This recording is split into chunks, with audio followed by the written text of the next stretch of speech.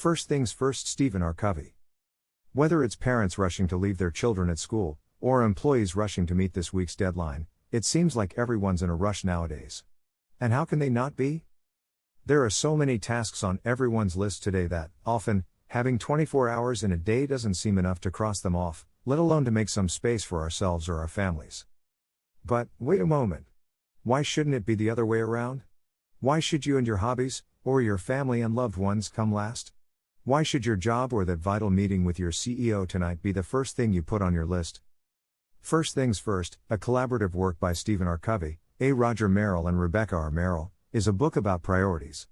Its main idea is that you can't easily move from a sense of chaos and urgency to a state of peace and a reasonable degree of productivity simply by employing the correct time management techniques.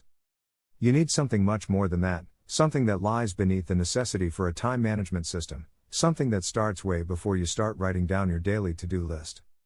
And that is precisely where we think we should start our summary. The clock and the compass. Here's a great question. If someone were to wave a magic wand and suddenly grant you a 20% increase in efficiency as compared to the one you have today, or even the one promised by traditional time management techniques, would you accept that offer? Would this solve your time management concerns? Few would answer no to the first question, even though many would give precisely that answer to the latter one. You know why? Because life seems to have become an endless list of tasks, and no amount of efficiency will ever help you take control of your life or bring you the peace and fulfillment you're looking for. And yet, this is what most traditional self-help books prescribe, what almost all of them strive to teach you: how to be faster, harder, and smarter, how to be able to do more in less time. In other words, they are offering you another clock, when what you really need is a compass. After all, much more important than how fast you're going is where you're headed. The contrast between these powerful life-directing tools, the clock and the compass, is what characterizes our main struggles in life. The clock, as you've already sensed, represents our commitments, appointments, schedules, goals, activities. It stands for how we manage our time and what we do with. The compass, on the other hand, represents our vision, values, principles, mission, conscience, direction, what we feel is important and how we lead our lives. The struggles you experience in your life are nothing more but a sense of realization of the gap between the clock and the compass.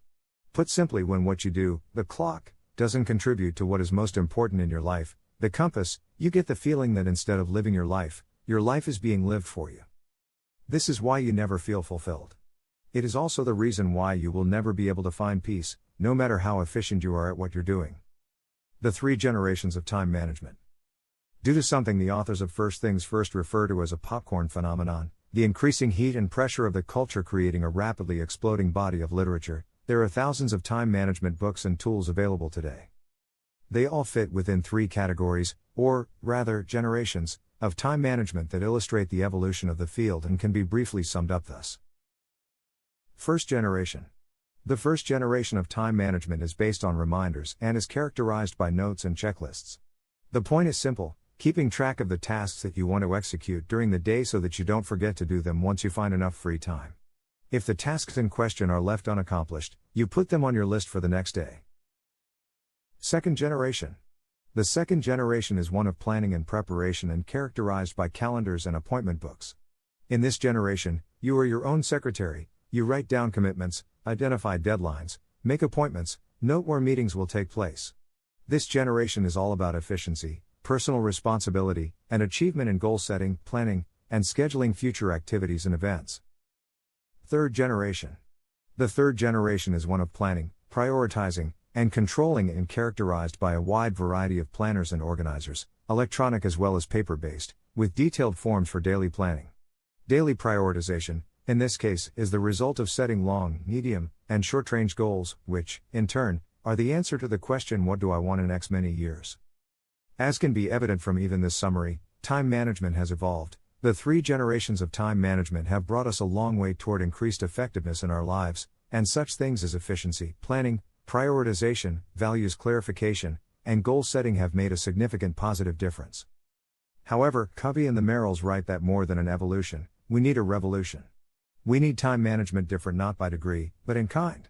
One that instead of being structured by urgency and efficiency, will be organized by importance and quality of life. The pitfalls of the urgency addiction.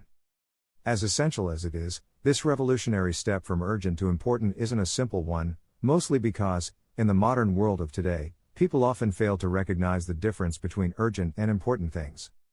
Moreover, even when they do, they seem to favor the urgent tasks before the important ones. Here's an anecdotal, but, unfortunately, perhaps also all too true, example of how this works in reality. Say, since you've been working on a large project for the past several weeks, you've barely seen your wife lately, and your children have already started wondering if everything's fine with you. To make things better, and add some meaning to your life, as soon as you find some free time, you organize a nice little evening out with your family. Unfortunately, an hour in the evening, your boss calls you and tells you that urgently needs you at a nearby restaurant. After all, the boss is out with the investors, and they have some important questions about the project only you can answer. What do? Most people, guided by a sense of urgency, would choose to leave the family dinner to attend the business one. There is always time for your wife and kids, and there will always be another opportunity for that dinner. But, provided you keep making this choice, that is, provided you keep preferring urgency to importance, will there? Unfortunately, most of the modern people are so addicted to the urgency that it has become a symbol of status. Unless you're not stressed out by work and flooded by hard-to-meet deadlines, you're not actually working.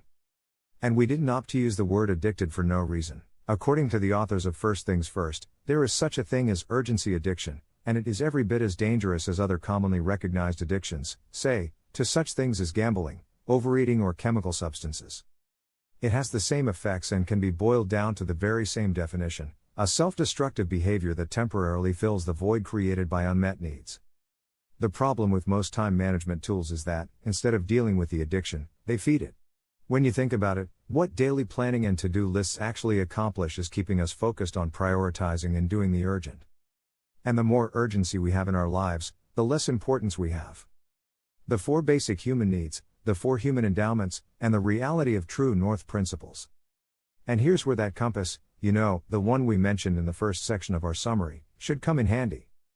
As we've already demonstrated, time management shouldn't be about the clock, or, at least, not entirely about it. It should be about subordinating the clock to your values and your vision, about shifting your focus from what is urgent to what is important.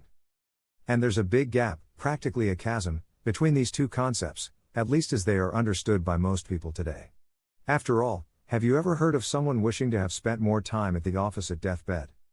Because of this, the fundamental question that lies at the heart of the 4th generation of time management is what is important? And the answer lies somewhere between the 3 fundamental ideas that empower us to tackle it. 1. The fulfillment of the 4 human needs and capacities. Whether we acknowledge them or not, 4 basic needs are fundamental to human fulfillment. If these 4 needs aren't met, no matter how efficient you are in checkmarking things on your to-do list, you'll always feel empty and incomplete. The subtitle of First Things First captures the essence of these needs: to live, to love, to learn, to leave a legacy. The need to live is our physical need for things such as food, clothing, shelter, economic well-being, and health. The need to love is our social need to relate to other people, to be accepted by them, and to belong somewhere. The need to learn is our mental need to develop and grow. And finally, the need to leave a legacy is our spiritual need to have a sense of meaning, purpose, and contribution. 2. The reality of true north principles. The way we seek to fulfill the 4 needs listed above is as important as the needs themselves. Try to fulfill these needs the wrong way and, once again, you'll end up feeling empty and worthless. And the wrong way is the way most prefer, the shortcut, the bypass, the quick fix. That way, instead of a lasting relationship, most people fulfill their need for love via one-night stands, and instead of acquiring knowledge slowly and steadily, most students cram a semester's worth of learning in a night. In the short run, this may sometimes work. But, in the long run, it is yet another form of addiction. The reason is simple: some laws govern the social systems, say fairness, just as there are laws that govern the natural systems, say gravity. These laws are called true north principles, because, just like the cardinal directions on the compass, they are not social conventions, but realities that exist separate from humans. Fail to take them into account, and you're failing to take into account your happiness. 3. The potentiality of the 4 human endowments. Instead of merely reacting, humans can act, because, for us, there is always a space between the stimulus and the response. It is this space that makes humans different from animals. The 4 human endowments reside in this space. They create the compass that empowers us to align our lives with true north principles and put first things first. The 4 endowments are these. Self-awareness, our capacity to stand apart from and examine ourselves. Conscience, our internal guidance system. Independent will, our capacity to act. Creative imagination, our power to envision a future state or create something in our mind. Final notes. If none of the time management systems or tools you've tried so far have worked for you, First Things First is the book to consult immediately. It should provide you a compass for what is truly important in life and teach you how to ignore the rest, no matter how urgent. And what does living a meaningful life means if not precisely that?